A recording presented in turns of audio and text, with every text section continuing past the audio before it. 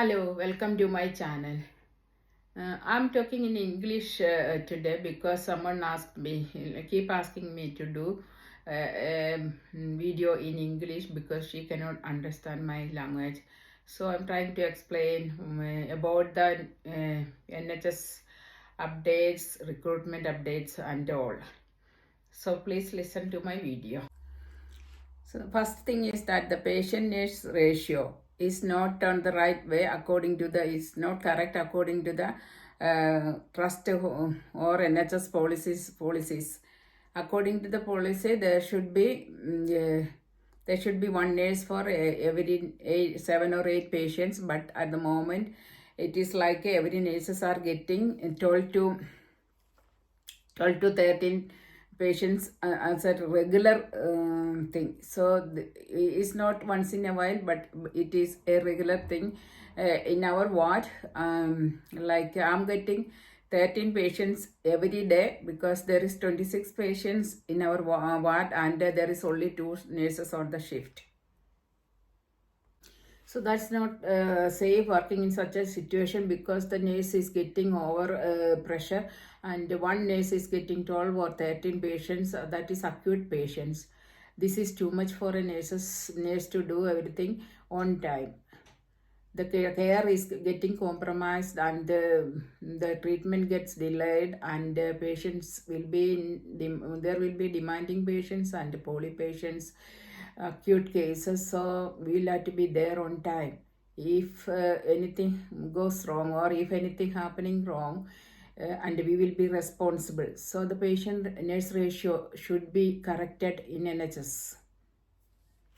I'm talking about the documentation. The documentation, the proper documentation is very important because when you work in a ward, a VC ward, there is not enough staff and you will be dealing with so many things, and if you may be like delayed to do the documentations, and if you are short staffed, you will have to do the datics or incident forms and all. Otherwise, if anything goes wrong, and there is no evidence that it was short staffed or you were extremely busy, and it is not your fault because you've been given too many patients, and is not acceptable. So if it is short staffed, even if we don't get time, even if we have to stay over, we have to do a datics, that is the incident form explaining the situation. Otherwise, if anything, any complaints comes or if any complications or if any delays of treatment, anything happening, and any complications happen to patients, we will be responsible for that, and we will have to stand in the court and give the answers.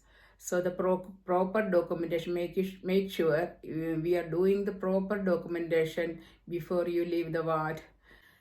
The next thing is that an update from the RCN. So in RCN reports that 2/3 of migrant nurses are planning to leave UK because they cannot manage here with they cannot cope with the expense here with their salary.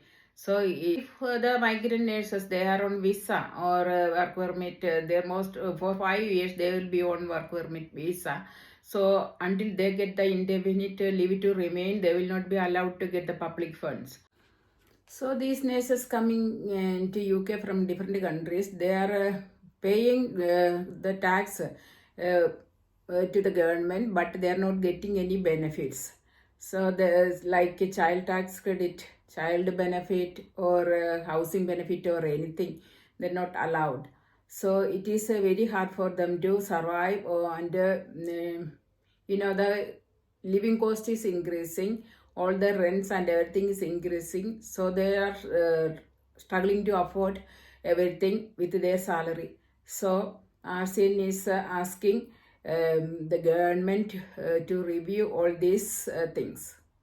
Also, they are struggling to save money to apply for the indefinite leave to remain because per person, per head, the charge for the payment for indefinite leave to remain is above £3,000. So if a family with 4 members, they have to find the money like more than £12,000 to apply for the indefinite leave to remain. So, considering the cost of living and the expenses, child care expenses and everything, they are almost unable to save all this money, and they will end up not able to apply for the indefinite leave to remain. So RCN is asking government to stop this increasing amount of fees and everything with immediate effect. So it is up to the government, but they might review the RCN's demand, and maybe they will change. We'll have to wait and see. Another thing is that the corridor care of the patient is that the RCN concerned about. RCN says it has to be stopped, the corridor care, because the patient is not getting the proper care or dignity or privacy or dignity or anything when they have been nursed in the corridor. So since maybe it is, I think, nearly 1 year, the corridor care is almost become a normal regular thing. So that is not good as well. The nurses also getting overloaded with the work, because they are getting 2 or 3 patients top of their regular numbers of patients. So RCN is asked to stop this corridor care and all, and improve the quality of care of the patients and the working conditions of the nurses.